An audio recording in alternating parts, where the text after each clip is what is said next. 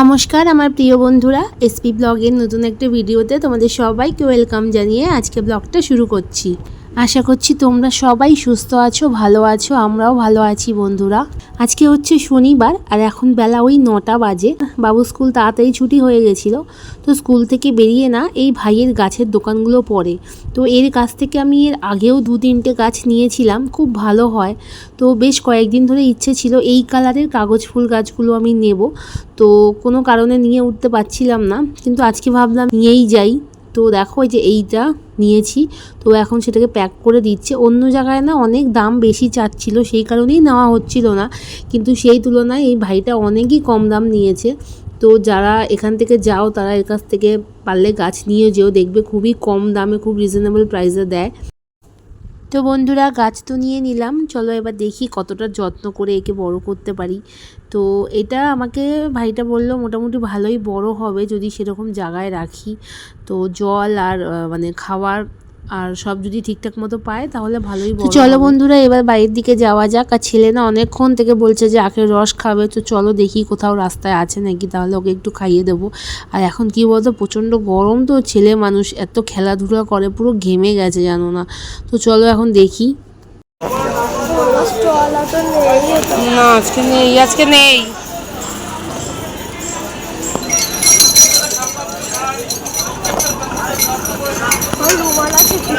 তো বন্ধুরা অনেক খোঁজাখুঁজির পর শেষে একটা আখের রসওয়ালাকে দেখতে পেয়েছি। তো এখন দেখো ওর জন্য এখন আখের রস বানাতে বলেছি। আমি আর খাবো না, কেননা আমি একেবারে বাড়ি গিয়ে তোমার জল খেয়েছিলাম, ওকে স্কুলে দিয়ে আমি বাড়িতে গেছিলাম, তখন জল খেয়ে এসেছিলাম, তাই এখন আর খাবো না। তো ওর জন্যেই বানাচ্ছে।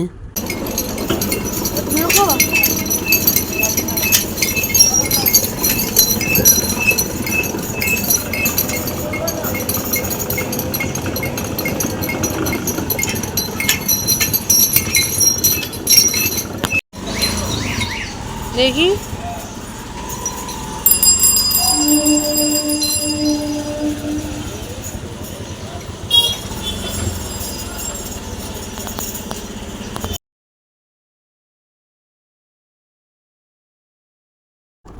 তো দেখো এখন ঘরে চলে এসেছি, এসে জামা কাপড় ছেড়ে হাত পা ধুয়ে দিয়েছি ছেলেকে।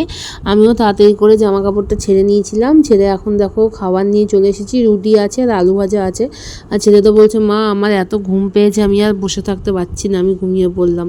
তো আমি বললাম যে এখন ঘুমাস না, একটু খেয়ে নে, কিছু খেয়ে একেবারে ঘুমিয়ে পড়, তাহলে ঘুম থেকে উঠে আমি একেবারে স্নান করিয়ে দেবো। এই যে 12 টাকার, হ্যাঁ 4টে দাও।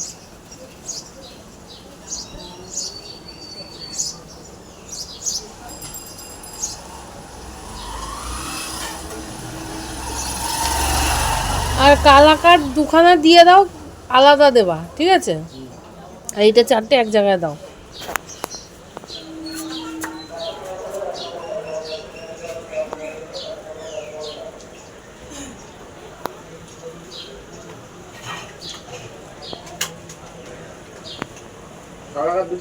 হ্যাঁ আলাদা করে দাও।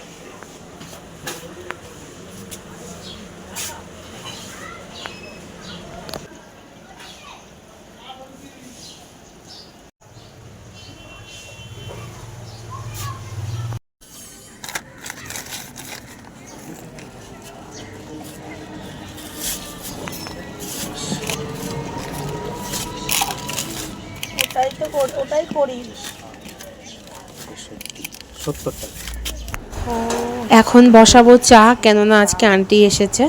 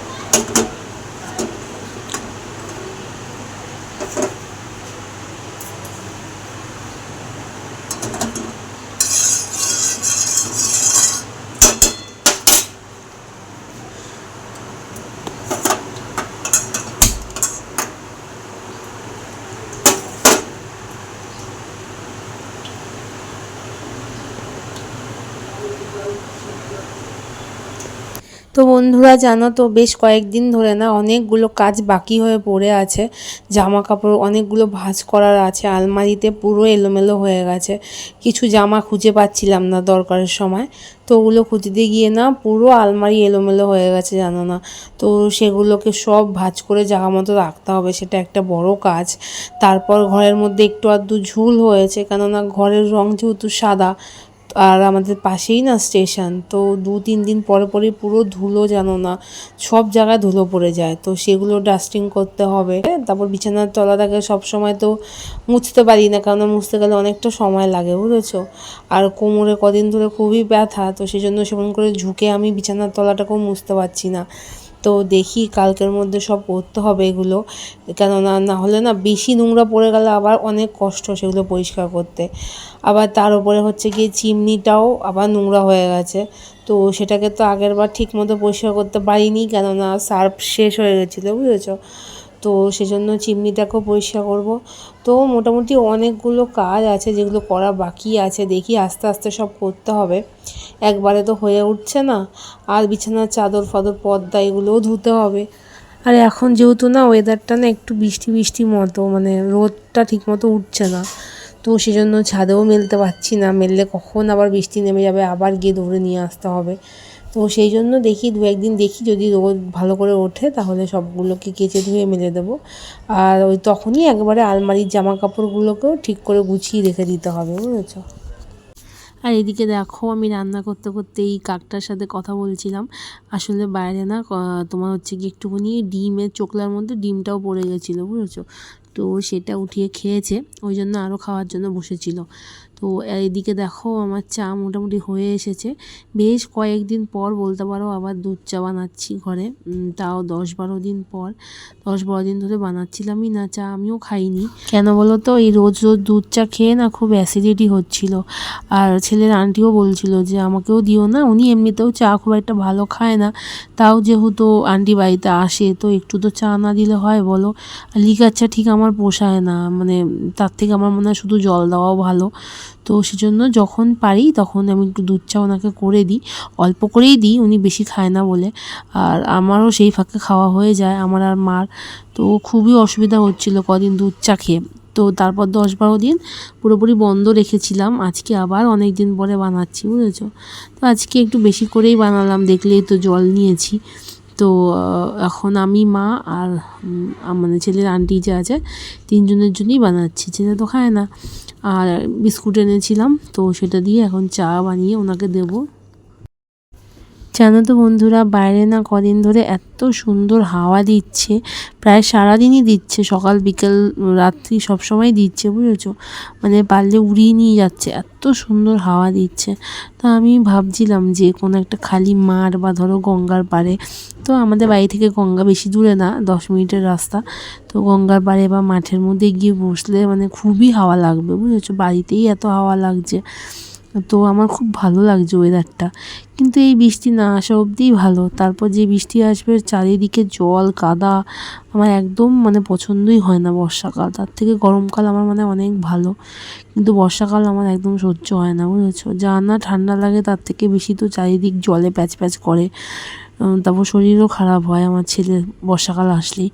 তো সেই জন্য বর্ষাকালটা আমার একদম পছন্দ না, ওর থেকে গরম থাকুক তাও মনে হয় আমার কাছে ভালো। আর এদিকে দেখো আমার চা করা হয়ে গেছে। তো চাটাকে না আগে আমি এই মগটার মধ্যেই ঢেলে নিই, তাহলে কাপে ঢালতে সুবিধা হয়। তাহলে কাপের মধ্যে ডাইরেক্ট ঢাললে না কাপের ওই আশেপাশে চায়ের দাগ লেগে থাকে, তো সেটা আমার মানে একদম পছন্দ না বুঝেছো। তো ওই জন্য আগে আমি যখনই চা ঢালি না, আগে আমি ওই মগের মধ্যেই ঢেলে নিই, তারপর হচ্ছে কি ওনার কাপের মধ্যে ঢালি বুঝেছো। তো আমরা যেরকম সেরকম করে খেয়ে নিই, তাতে কোনো অসুবিধা নেই, কিন্তু একজন আন্টি মানুষ, তাকে তো ওরকম মানে চায়ের কাপের গায়ে চা লেগে রয়েছে চারিদিকে, ওরকম ভালো লাগে না দেখতে। তো সেজন্যই এরকম করে দেওয়া। আর ওনাকে দেখো এই বিস্কুটটাই দিই আগাগোড়া, এই 4টে করে বিস্কুট দিই, কিন্তু উনি খায় 2টো আর আমার ছেলেকে দেয় 2টো। তো বন্ধুরা, আজকে ভিডিওটা আমি এখানেই শেষ করছি, দেখা হচ্ছে কালকে নতুন একটা ব্লগে।